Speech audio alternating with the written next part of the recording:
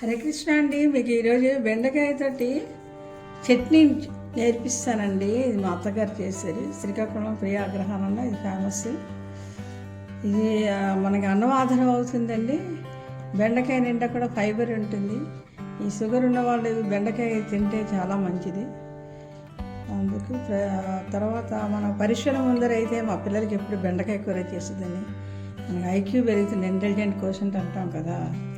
అంటే మనం చదివిని మర్చిపోకుండా చాలా గుర్తుగా ఉంటుందన్నమాట. అందుకు బెండకాయ నెంబర్ 1 మనకి దీనిలోనమాట. అంటే తెలివితేటల్లో అనగా ఆరోగ్యం రీత్యా కూడా చాలా మంచిదండి. దీంతో మీకు ఈరోజు కొత్త రెసిపీ చూపిస్తానండి. అయితే బెండకాయలు అన్నీ కూడా అవి పుచ్చులు గట్ట లేకుండా చూసుకొని 2-3 సార్లు శుభ్రం కడిగండి. కడిగాక మనకి టైం అయిపోకుండా ఏంటంటే ఇలా లైన్గా పెట్టేసుకోవాలి. పెట్టుకొని ఒకేసారి తరిగిస్తే మనకేంటంటే టైం కలిసి వస్తుంది అనమాట. ఇక చూసారా, ఒక్కసారి ఎన్ని తరిగిస్తాను. ఇక 3 కిలో తీసిన తర్వాత ఇలా చిన్న చిన్నవి తరుక్కోవాలండి. మరి పెద్ద ముక్కలు తరక్కండి.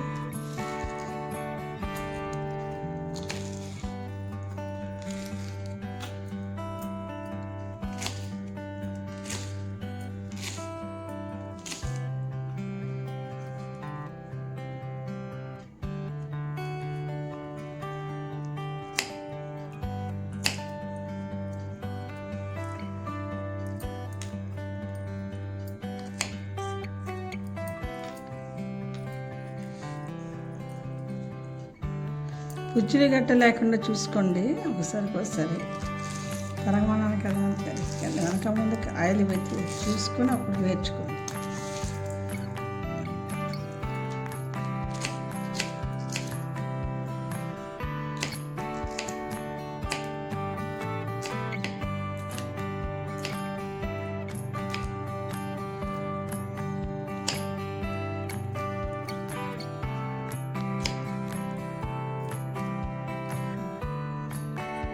దీనికి కావాల్సిన ఇంగ్రీడియంట్స్ ఏంటంటే ఇవి 1/2 కేజీకి కొంచెం ఎక్కువ ఉన్నాయండి. కానీ అంటే మీకు ఏంటంటే పచ్చికూర బాధింతరాలు అంటారు. కూర ఎక్కువగా కనబడ్డా కొంచెం ఆయిల్లో వేసరికి చాలా తక్కువ అయిపోతుంది. ఇది బాగా ఎర్రగా వేయించుకోవాలండి. వేయించుకున్నాక వేచేటప్పుడు మనం ఉప్పు పసుపు వేస్తే మనకి జిలాటినస్గా అంటే గమ్మిగా జిగురుగా ఉండదు కూర. అదొక టిప్ అండి. నూనె వేసాక ఉప్పు పసుపు వేసారంటే మేము అంటుకోదు కూర. ఆ తర్వాత దానికి ఇంకా ఏంటంటే వేయాలంటే రుబ్బడానికి కొంచెం నూలిపప్పు అండి, కొంచెం ఇదొకటి ఈ మాత్రం ఆవాలి. మనకు ఒక్క పిసర వేస్తే వేసుకోవచ్చు. మన కారం తిండబట్టి ఒక మూడు మిరపకాయలు మిక్సీ తిప్పిస్తామండి.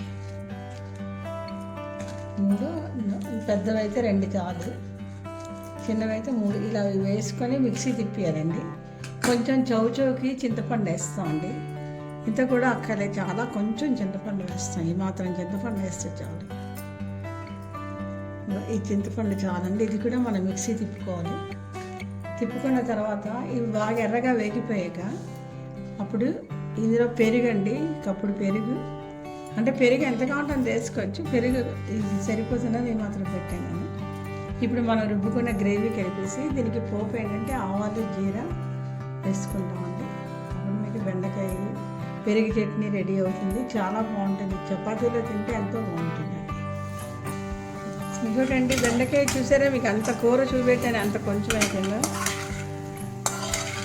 ఇలా వేయించేసాము. ఇంకా చూడండి, ఎక్కడ జిలాటినెస్ అన్నది లేదు. ఇది డిష్లో తీసిస్తాను.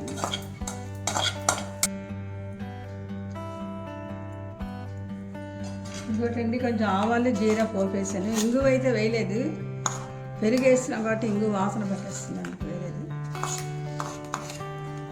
ఇంకా 2 ఎండుమిరపకాయలు పోపేస్తాను.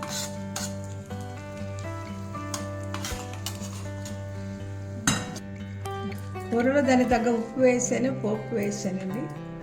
ఇంకో ఇప్పుడు పెరుగు కలుపుతున్నాను.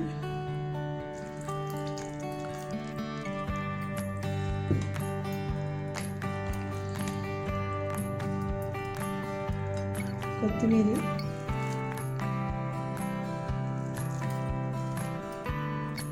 కొంచెం గ్రేవీ రుబ్బాం కదండి, అది కలపాలి. ఇవి ఆవాలు, కొంచెం నూనెపప్పు, ఒక 2 ఎండుమిరపకాయ వేసి తిప్పానండి గ్రేవీ. కొంచెం పసుపు వేసాను. పసుపు వేయకపోయినా బాగుంటుంది, తెల్లగా ఉంటుంది. అయితే ఇది ఎందుకు వేస్తున్నాము అంటే మనకి అతుకున్నట్టు ఉంటుందండి గ్రేవీ కలిపితే. ఈ ఆవాలు కూడా ఒంటికి ఎంతో వేడి చేస్తే చలికాలం తింటే చాలా మంచిది. ఈ ఎక్కువ నార్త్ సైడ్ వాళ్ళు, ఒరియా వాళ్ళు ఎక్కువ ఈ ఆవ నూనె వాడతారండి. ఒంటికి కూడా వాళ్ళు మసాజ్ చేసుకుంటారు. చాలా మంచిది ఆవ నూనె తింటే. అయితే మనం ఆవాలు అందుకే కొంచెం తెలుగు వాళ్ళు ఎక్కువ వాడతారు. ఈ రెండు ఇలా కలిపిసుకుంటారండి.